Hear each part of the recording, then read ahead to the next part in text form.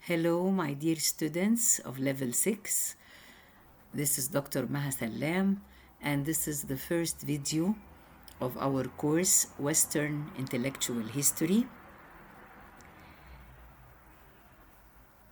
I thought it would be suitable to start our videos with a quick revision video. We can call this video a quick revision about the course topics that have already been discussed up until March the 16th, 2020. You know that we have divided the trajectory of Western thought into three main historical periods: the period of ancient times, and the medieval times, and the modern times. When we talk about ancient Western philosophy, the first name that comes to mind would be Socrates, followed by his student Plato and also Aristotle. These three, the Greek great masters who lived in ancient Greece or Athens, represent the foundations of Western thought. They were living during times when Athens was a flourishing democracy, and also during times of war with Persia and with Sparta. And they reflected the times in which they were living through their thinking about the world in which we live, about the nature of our life on this earth, about the universe, about knowledge, how do we know what we know and by what means, about morals and ethics, and even about politics. Their work actually was comprehensive. It included all the various branches of philosophy: epistemology, ontology, ethics, metaphysics, and political philosophy. And they left us a great legacy of thought. We might agree or disagree with some of this thought, but we cannot deny that it is still having an ongoing impact on the contemporary thought, not just in the Western world, but all over the world. Socrates, Plato, and Aristotle, as we said, they wrote about aesthetics, they wrote about ethics, they wrote about ontology, and after their passing away, they were living around the 5th and the 4th centuries BC. After their passing away, their legacy continued.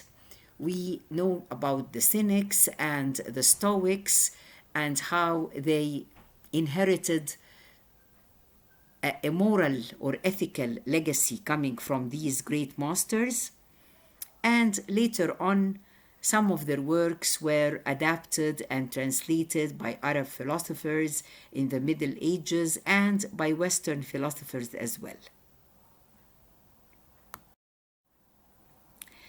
Now, when we reach the Middle Ages with the beginning of Christianity, for a period of 14 or 15 centuries, the Roman Catholic Church was ruling supreme all over Europe, and it was the prime authority, and its attitude towards Greek philosophy was hostile, to say the least.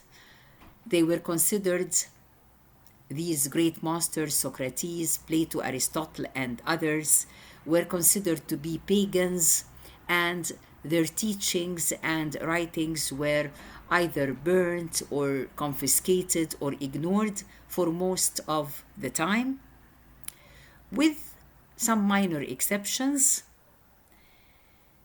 And of course, the name of Thomas Aquinas, the 13th century priest and philosopher, would come to mind as a turning point, because this man tried to make a combination between theology and philosophy. Of course, he contrasted them and he knew the differences between them, but at the same time, he was using some of the concepts of Greek philosophy to prove the existence of God and to prove other doctrines of Christianity. He also developed the method that we know as medieval scholasticism and that we have discussed in detail in our class during the lectures. Then we come to the last period of Western thought, the period that has witnessed the gradual rise of modernity from the Renaissance around the 15th or 16th century up till the 18th century, the age of the Enlightenment. During this period, there was a gradual decline in the authority of the Church and a gradual rise in the authority of science and the authority of the individual. People started having ideas about freedom and about a secular sort of living and a secular form of thinking that was very much the opposite of the dominant thought during the Middle Ages. In this environment, we had a great figure of modern philosophy, the founder of modern rationalism, the French 17th century philosopher René Descartes. Descartes can be said to have initiated a revolution in philosophy.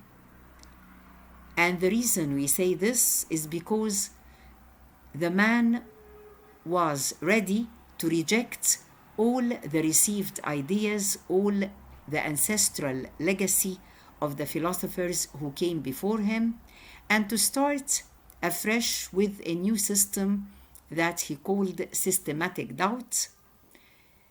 He started by doubting everything except the fact that he thinks, and this fact means that he exists.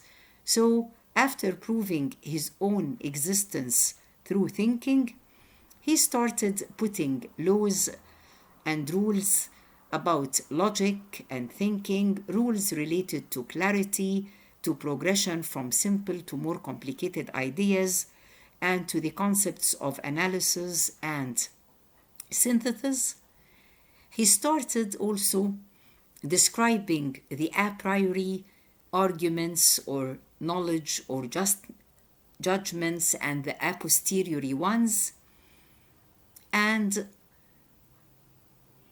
his thought could be the real foundation of modern rationalism, a school that is often compared to and contrasted with modern empiricism that we will study later in the video of David Hume.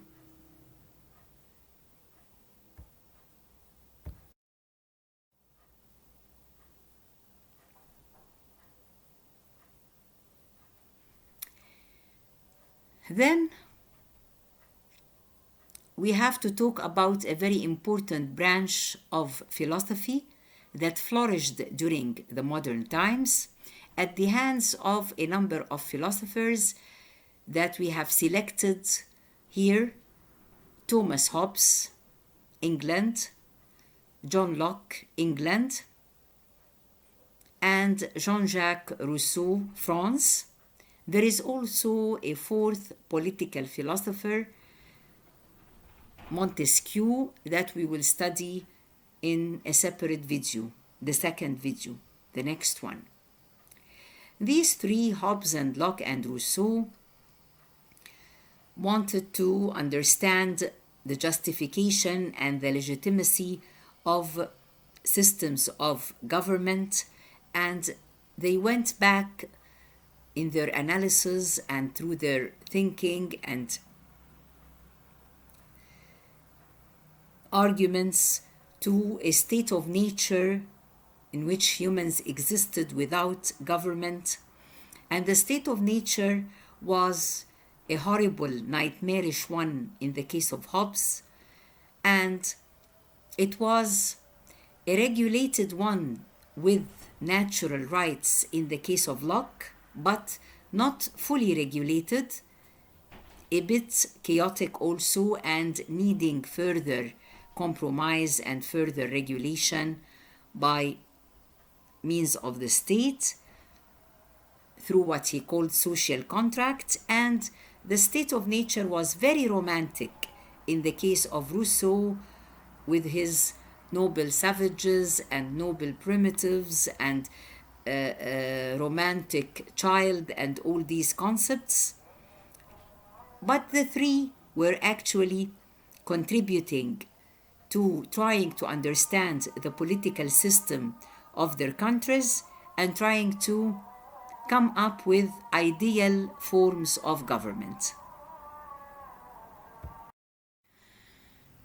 Now we have come to an end of this quick revision of the topics that we have studied in our course, and I have to remind you that your study sources of these topics will be mainly the lecture notes that you have taken down during the previous lectures, in addition to a careful reading of the relevant chapters from your handouts, with special emphasis on definitions and with special emphasis on the extracts that we have read together in class.